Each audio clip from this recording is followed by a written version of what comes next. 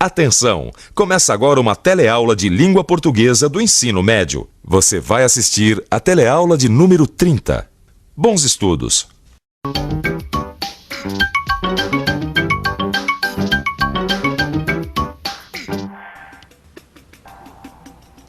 Estudar língua portuguesa também dá samba, meu amigo. Na teleaula de hoje você vai ver por quê. Nós vamos pôr em prática tudo o que a gente aprendeu sobre linguagem jurídica neste módulo. Vamos ver como ela é diferente da linguagem dos jornais, da música popular e da poesia. E de quebra, vamos ver como continua a história daquele advogado que ajuda um operário numa ação trabalhista.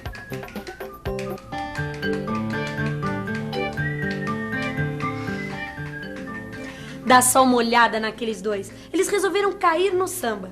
Enquanto eles não começam a trabalhar, vamos aproveitar para lembrar o que eles escreveram na teleaula passada. Você se lembra deste advogado, não é mesmo? O nome dele é Doutor Peçanha. Ele foi procurado por um operário que tinha sido demitido e que não recebeu tudo o que devia pelas horas extras trabalhadas. O Doutor Peçanha resolveu levar o caso à Justiça do Trabalho. E por falar em horas trabalhadas... Ei, vocês dois! Nós? Vocês, sim. Vocês não acham que tá na hora de trabalhar? Ela tá certa. Chegou a hora do julgamento começar.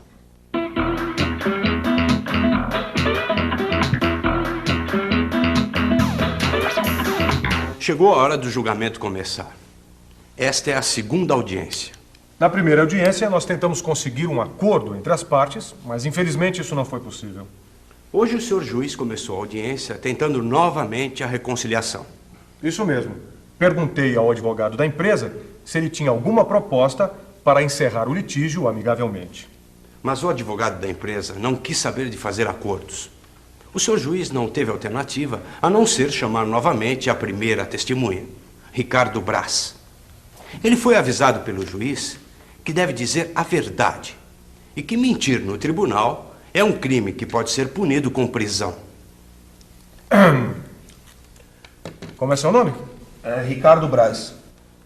Trabalha na mesma firma onde o reclamante trabalhava? Sim, senhor. O Dimas era meu colega de sessão.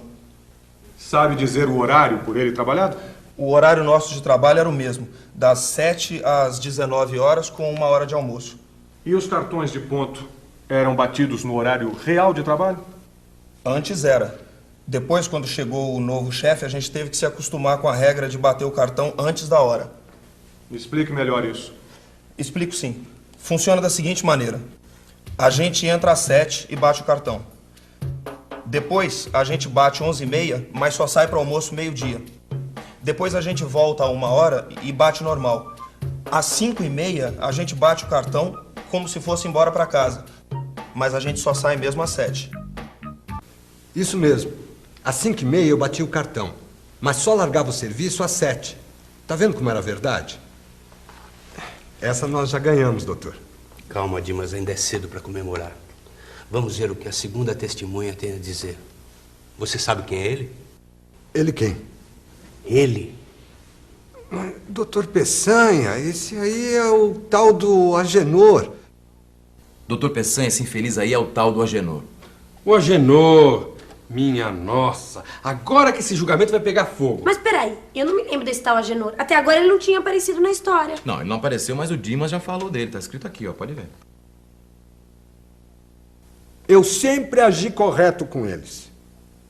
Teve até aquela vez que eu ganhei um balão de 2 dias por causa de uma briga com o Agenor. Sujeitinho invocado. Mas fora isso, eles não têm o que falar de mim, não.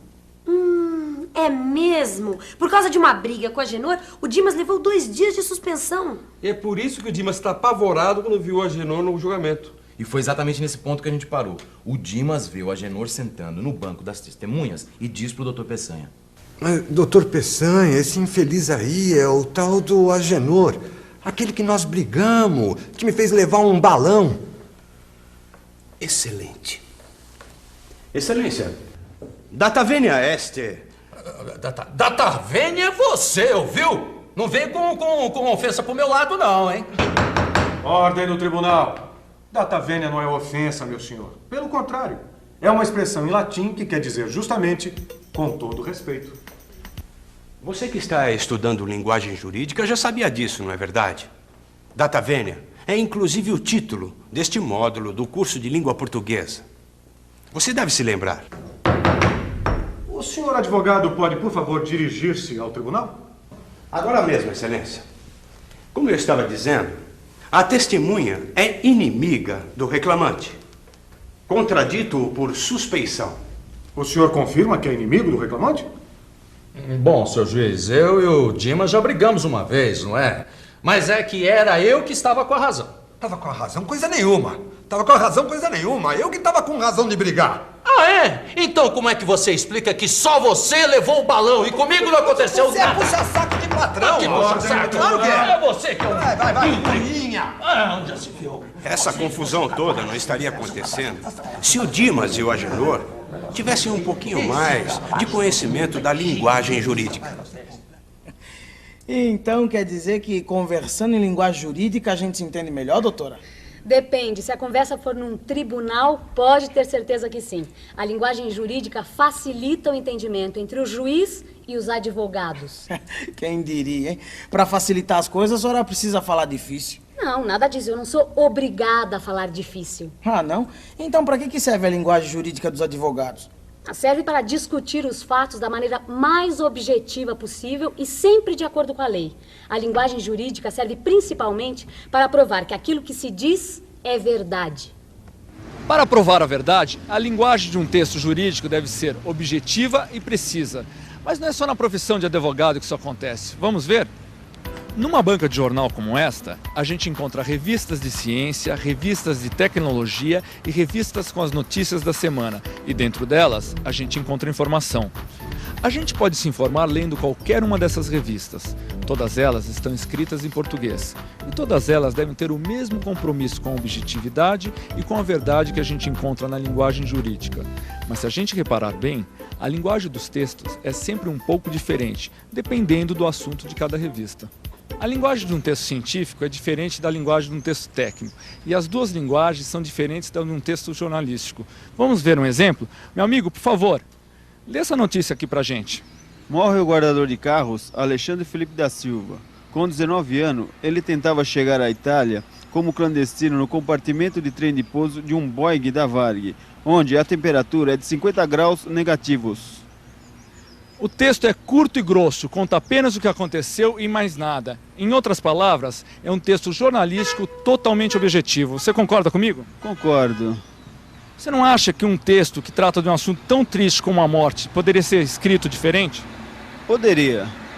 E se fosse um samba, você acha que o texto ficaria muito diferente da revista? Depende do sambista, né?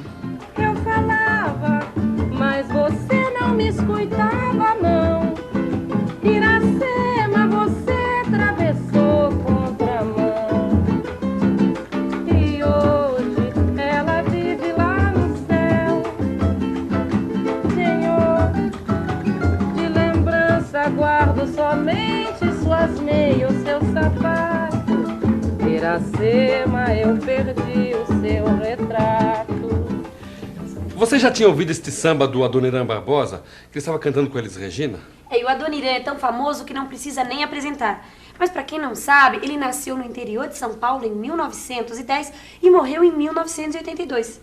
Eu queria mostrar para o Alencar um samba que falasse de morte. Aí eu lembrei desse samba do Adoniran, Iracema. Escuta só. Iracema, eu sempre dizia, cuidado não atravessar essas ruas.